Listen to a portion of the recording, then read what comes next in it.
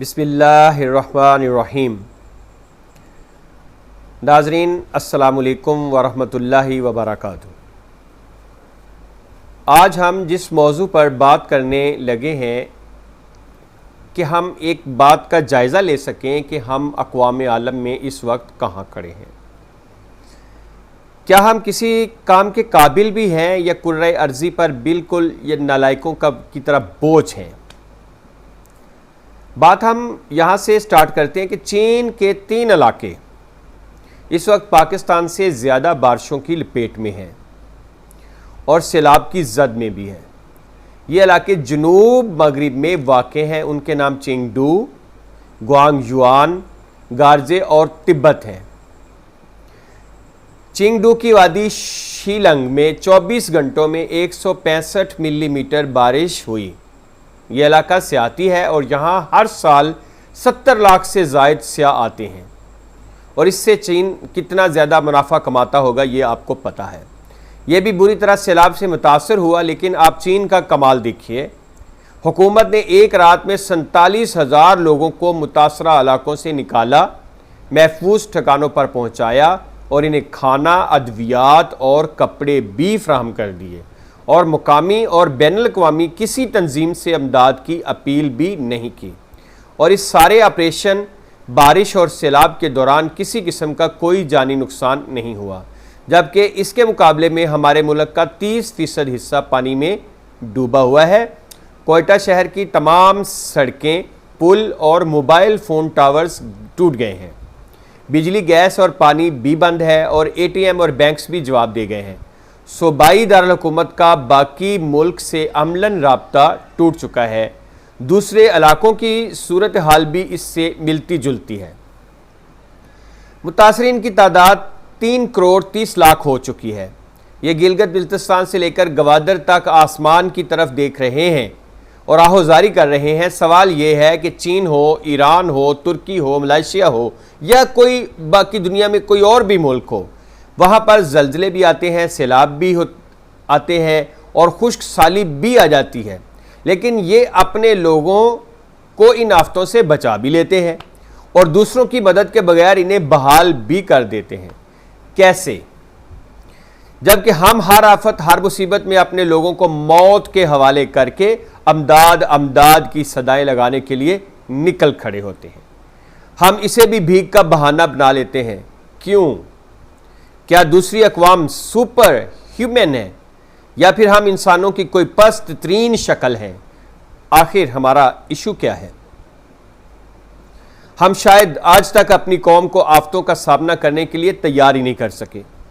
आग लग जाए, पानी आ जाए या कोई और हादसा हो जाए, हम में से किसी शख्स को इससे निमटना नहीं आता।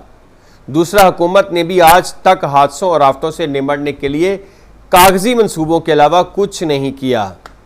हमने कौमी सतह पर NDMA और सूबाई लेवल पर PDMA बना दिए, लेकिन ये भी नाम के इदारे हैं और ये हलाकतों का डाटा जारी करने के सिवा कुछ नहीं करते। हालत यह है कि हम आज तक मुल्क में मुखय्यर हजरात की फहरिस्त तक नहीं बना सके। हुकूमत को चाहिए था ये आफतों के दौरान कम अज़ कम 5,000 से 1 करोड़ रुपए तक इमदाद देने वाले मुखय्यर हजरात और फैमिलीज़ का डाटा और टेलीफोन ही जमा कर लेती, ताकि मुसीबत की इस घड़ी में हमें चंदे के लिए अपीलें ना करना पड़ती। हुकूमत मुल्क भर के तमाम कॉल सेंटर्स को डाटा और बैंक अकाउंट्स देती और 2 दिनों में इमदादी रकम जमा हो जाती। हम क्यों हर बार हर आफत में इमदादी कैंप लगाकर बैठ जाते हैं? क्या हम 75 बरसों में भी ये नहीं कर सकते थे? दूसरा, मुल्क में Dawat Islami, Minhaj welfare foundation, Saylani trust, Akhuwat, Karwan Ilm foundation, ईदी, छिपा, तबलीगी जमात इस्लामी और अंजुमन तलबा इस्लाम जैसी सैकड़ों तंजीमें और गैर सरकारी अदारे मौजूद हैं। मुल्क में 2.5 लाख से ज़ायद प्राइमरी, मिडल और सेकेंडरी मिलाकर और 3.5 करोड़ से ज़ायद तालिब इल्म भी हैं। हम अगर इन तंजीमों और अदारों के कारकुनों के लिए रेस्क्यू वर्क की ट्रेनिंग लाजमी करार दे दें, हम अगर इन्हें आग बुझाने, जख्मियों को उठाने, सैलाब में घिरे लोगों को निकालने और ज़रूरतमंदों तक खुराक पहुँचाने और बीमारों और ज़ख्मियों की मदद की ट्रेनिंग दे दें और इन सब की फहरिस्तें अपने पास रख लें और ज़रूरत के वक्त इन्हें तलब करके काम पर लगा दें, तो हमारे पास 2-4 करोड़ लोगों की फोर्स तैयार हो जाएगी। हम टाइगर फोर्स तो बनाते हैं अपने सियासी मकसद के लिए, हम PSF भी बनाते हैं, इस तरह की बहुत सारी हमने फोर्सें बना रखी हैं अपने सियासी मकसद के लिए, लेकिन हमने कभी ये नहीं सोचा हम अगर मुल्क भर के साझा को डिज़ास्टर मैनेजमेंट सिखा दें तो भी हमें UN का इंतज़ार नहीं करना पड़ेगा। और तीसरी चीज़, दुनिया के बेशुमार मुल्कों में हर घर में डिज़ास्टर और रिपेयरिंग के आलात ज़रूर होते हैं। क्या हम कौम को घरों में रस्से, सीढ़ियाँ, फालतू बाल्टियाँ, हथौड़ियाँ और गेंतियाँ रखने के लिए भी तैयार नहीं कर सकते? हम ये असूल ही बना लें, मुल्क का हर मिडिल क्लास शख्स अपने घर में एक टेंट ज़रूर रखेगा और वो ये मुश्किल वक्त के वक्त मुतासरा इलाकों में भिजवा देगा। हम टेंट मालकान की फहरिस्तें मुख्तलिफ NGOs को दे दें और NGOs के कारकुन ज़रूरत के वक्त टेंट जमा करके मुतासरीन तक पहुँचा दे। क्या हम ये भी नहीं कर सकते? पाकिस्तान में जनरल ज़ियाउल हक के दौर तक रज़ाकार और NCC जैसे प्रोजेक्ट होते थे। ज़िली इंतज़ामिया हर शहर से रज़ाकार भर्ती करती थी। ये लोग मुश्किल वक्त में पुलिस और सिविल इंतज़ामिया की मदद करते थे। ये प्रोजेक्ट आज भी चल रहा है, लेकिन सिर्फ कागज़ों में। कॉलेजों में NCC के ज़रिए तालिब इल्मों को मिलिट्री ट्रेनिंग दी जाती थी।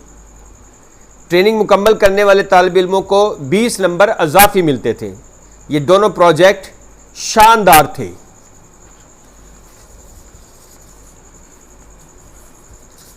दुनिया में अमेरिका, स्विट्ज़रलैंड और इसराइल समेत 103 मुल्कों में मिलिट्री ट्रेनिंग और मिलिट्री सर्विसेज लाजिम होती हैं।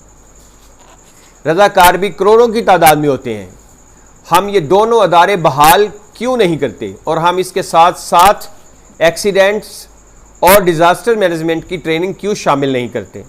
मैं मुद्दत से ये बात कर रहा हूँ कि हुकूमत गाड़ियों में आग बुझाने के सिलेंडर्स, कंबल, टॉर्च, रात के वक्त चमकने वाली जैकेट्स और अजाफी खुराक लाजमी करार दे, लेकिन हमने आज तक ये भी नहीं किया। फ्लड मैनेजमेंट की बारी तो 1000 साल बाद में आएगी। क्या हम वाकई कौम कहलाने के हकदार हैं? माजरत के साथ, मैं इस सैलाब के दौरान 3 खौफनाक हमाकतें देख रहा हूँ। पहली हमाकत नकद अमदाद है। हम मुतासरीन को बराह रास्त नकद अमदाद भिजवा रहे हैं, जबकि मुतासरा इलाकों के तमाम बैंक्स, ATM और ईजी कैश के सेंटर्स पानी में डूब चुके हैं। लिहाजा मुतासरीन को रकम कैसे मिलेगी? और अगर ये मिल भी जाए तो क्या सामान खरीदने के लिए दुकानें और मंडियाँ खुली हैं? और क्या सड़कें, पुल, ट्रांसपोर्ट और गाड़ियाँ मौजूद हैं? दूसरा अहम तरीन, मुतासरीन के सरों पर आटा, दालें, चावल, चीनी और घी की बोरियां फेंक रहे हैं। हुकूमत हेलीकॉप्टरों के जरिए बोरियां दाग रही है, जबकि NGOs कश्तियों के जरिए खुश्क राशन पहुंचा रही हैं। लेकिन सवाल यह है कि ये लोग खुश्क राशन को पकाएंगे कैसे? मुतासरीन 5-5 फुट पानी में डूबे हुए हैं। क्या ये इस पानी में चूल्हे जला सकेंगे? खाना पकाने के लिए लकड़ियाँ, गैस या बिजली कहाँ से आएगी? और क्या फिर ये लोग खुश्क राशन खाएंगे? और तीसरा इशू, पूरे मुल्क में इस वक्त अमदादी कैंप लगे हुए हैं। ये कौन लोग हैं और ये रकम जमा करके कहाँ भिजवा रहे हैं? कोई नहीं जानता। हुकूमत भी इससे लाताल्लुक़ है। क्या हम इन हमाकतों से मुतासरीन की मदद कर सकेंगे? मेरी दरख्वास्त है हुकूमत फौरी तौर पर इन अदारों की फहरिस्त और अकाउंट्स जारी कर दे जिन्हें ये अमदादी कामों का अहल या जेन्युइन समझती है। ये बेशक फ़ौज को जिम्मेदारी दे दे, लेकिन किसी एक को इस सूरत हाल को लीड करने दें। बैंक ना करें। दूसरा, सैलाब में फंसे लोगों को खुश्क राशन ना दें। आप भुने हुए चने, भुने हुए चावलों, गुड़ और मेवा जात का मरूंडा बनाएं, आधा किलो के वाटर प्रूफ पैकेट बनाएं और मुतासरीन में ये पैकेट तकसीम कर दें। मुतासरीन फौरी तौर पर इनसे अपनी भूख मिटा लेंगे। ये मरूंडा पंजाब, सिंध और KPK में आम बनता है। आप बस इसमें थोड़ा सा कुकिंग ऑयल या घी भी डाल दें ताकि खुराक के तमाम अज्जा पूरे हो जाएं। मरूंडा मुकम्मल खुराक होगा, इसे हर उम्र के लोग खा सकेंगे और इसे पकाना भी नहीं पड़ेगा। सैलाबज़दा इलाकों में जब पानी उतर जाए तो आप बेशक लोगों को खुश्क राशन पहुंचाना शुरू कर दें। और अब मेरी आवाम से भी दरख्वास्त है, खुदा के लिए अगर हुकूमत में खुदा तरसी और अक्ल नहीं है तो आप ही कुछ अक्ल कर लें। आप ही 10-15 फैमिलियों के ग्रुप बनाकर लोगों को ट्रेनिंग देना शुरू कर दें।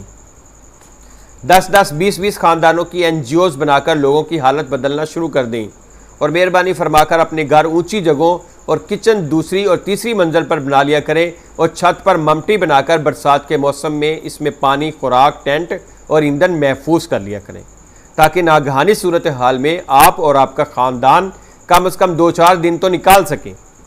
और आप ये बंदोबस्त करने के बाद दूसरे लोगों को बता और समझा दिया करें ताकि ये भी आफतों से बच सकें। ये मुल्क आखिर कब तक 22 करोड़ नालायकों का बोझ उठाएगा?